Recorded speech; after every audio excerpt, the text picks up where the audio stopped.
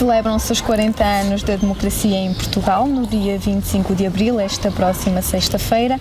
A TV Regiões tem connosco à conversa o Sr. Gaspar Borges, um elemento aqui ligado sempre à política em Valpaços. Foi eleito em dezembro de 82 presidente da Junta de Freguesia de Valpaços, onde esteve durante 19 anos, sendo também um dos primeiros elementos da Comissão Administrativa da Câmara Municipal Local, nomeado pela Junta de Salvação Nacional logo depois do 25 de abril de 74. Sr. Gaspar Borges, o que é que significam estes 40 anos para Trás-os-Montes? Bom, poderemos dividir estes 40 anos talvez em duas fases. Uma fase em que de facto houve desenvolvimento, houve como que um abrir de esperança para este interior norte do país, que se concretizou em obras físicas e sociais, e que infelizmente a segunda parte nestes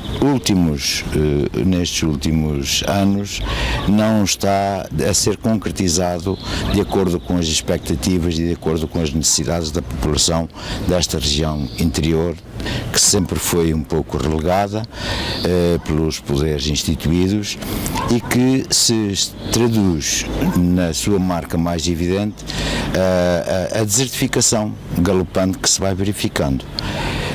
Nesta nossa cidade de Valpaços e concelho, fazendo uma análise de uma década, a perda de população e designadamente população jovem é tão evidente e tão marcante que nos entristece e que nos deixa, algum amargo de boca e alguma expectativa muito negativa quanto ao futuro. Os governos têm então vindo a esquecer sempre do interior do país? Sim, que fizeram-se obras físicas que vieram já atrasadas, muito provavelmente não houve o cuidado de aproveitar os dinheiros comunitários da melhor forma, houve talvez um exagero em determinado tipo de obras de betão que acabaram por não fixar a população, muitas delas acabaram por não servir devidamente e não trazer aquele valor acrescentado que esta região precisava. A nível político, o que é que alterou aqui em Trás-os-Montes? Alterou, no fundo, um pouco mais a participação, uma libertação do pensamento das pessoas e de opinião, embora também se tenha verificado, dada a escassez de emprego que existe, as dificuldades em fixar a população. Eu já em algumas entrevistas e quando estava mais ativo na política, eu dizia que se verificava que existia algum medo das pessoas se expressarem. Sempre houve vozes, portanto, discordantes, sempre houve vozes que exerciam o seu direito de opinião, mas apesar de eventualmente a mensagem chegar, às pessoas, nem sempre as pessoas depois traduziam na prática o seu sentir íntimo, porque estão dependentes muito de emprego, muito de benefícios que o poder instituído vai de certa forma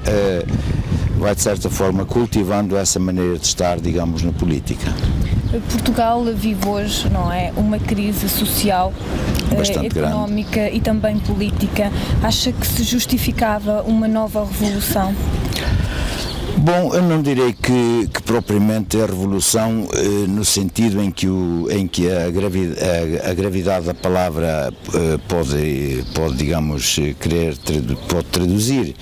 Uma revolução mais de mentalidades e mais do exercício de cidadania, porque eu noto que de há uns anos esta parte não há uma manifestação pública, excetuando, e felizmente que ainda há vozes no país, vozes independentes, vozes e pessoas com credibilidade, que vão tentando contrariar todo este estado de coisas. E curiosamente é lamentável que uma classe política dirigente que se vem, perpetuando no poder ao longo, isto é, transversal a todos os partidos que constituem o dito arco da governação, não atendam às vozes da ciência, às vozes da cultura, à intelectualidade do país, ao meio universitário principalmente e ao meio, digamos, da ciência, que têm sido bastante críticos na postura que os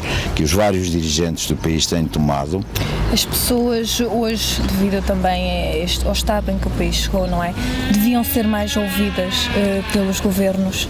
Penso que não há sensibilidade necessária em verificar com os próprios olhos e no dia a dia o que é hoje, o que são hoje as dificuldades de vida da grande maioria da população, designadamente uma classe média que está praticamente a desaparecer, aquela classe média tradicional está praticamente a desaparecer, a pobreza, apesar de alguns benefícios sociais que são muito escassos, começa, digamos, a ser mais evidente e mais massificada. Houve aí também, se calhar, um bocadinho uma distribuição de alguns dinheiros que foram mal distribuídos. Sim, houve, digamos, algum desnorte. Houve algum desnorte na atribuição de muitos fundos comunitários, na atribuição, inclusivamente, de subsídios, isto é, faz sempre falta, digamos, que a fiscalização, quando se promovem políticas sociais e que elas foram implementadas, e graças ao 25 de Abril e à mentalidade que o 25 de Abril instituiu, digamos, o espírito de solidariedade e de partilha com aqueles que mais necessitam, também precisa, digamos, de ser devidamente fiscalizado para que não se criem injustiças. Qual foi a melhor época destes 40 anos? Eu penso que a melhor época destes 40 anos foram não propriamente a época em que o dinheiro vindo da Europa, depois da adesão à Europa, em que os apoios comunitários houve como que uma espécie de loucura de se pensar que aquilo que vinha não teria retorno, isto é, não teríamos que depois prestar contas, e esses para mim foram os piores. Os piores anos foram, os melhores anos penso que foram os da instituição da democracia, os da Assembleia Constituinte, quando efetivamente havia debate e havia diálogo no sentido de se fazer, digamos, construir propriamente dito a vida social e política do país. Na sua opinião, o que é que acha que vai marcar estas celebrações que decorrem na próxima sexta-feira dos 40 anos do 25 de Abril? Olha, pela negativa,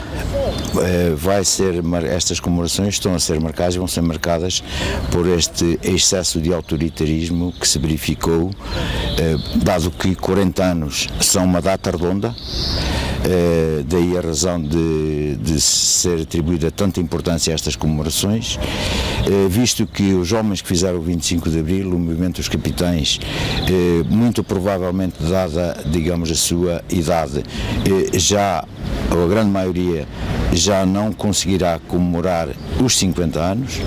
Isto, se a ordem natural das coisas, se a ordem natural da vida assim nos faz pensar, eu penso que a parte negativa foi essa. A parte positiva foi a atitude, portanto, firme e determinada não só da Associação 25 de Abril, como de designados políticos que poderemos chamar como pais da democracia, que se vão aliar aos capitães de Abril e que vão efetivamente fazer as comemorações dos 40 anos de uma forma aberta na praça pública, portanto vão ser mesmo umas comemorações democráticas e populares. Na sua opinião, há muitos jovens, e uma vez que já faz os 40 anos Sim. do 25 de Abril, há muita gente que não viveu essa época. Acha que eles não conseguem ter o verdadeiro significado dessa revolução? Penso que sim, e atribuo isso a uma falha do próprio regime em termos educacionais. Isto é, os programas escolares, muito provavelmente esta nova parte da história de Portugal, que foi o 25 de Abril, não foi suficientemente e de uma forma desapaixonada e objetiva transmitida no percurso escolar. E também muito por culpa, eu penso que se a democracia se faz com partidos, penso que os partidos têm aí também a sua cota parte da responsabilidade. De facto, os jovens penso que ligam muito pouco à data, à revolução, têm outro tipo de preocupações, designadamente a preocupação com o futuro. Para terminar, eu gostaria de saber o que é para si o 25 de Abril.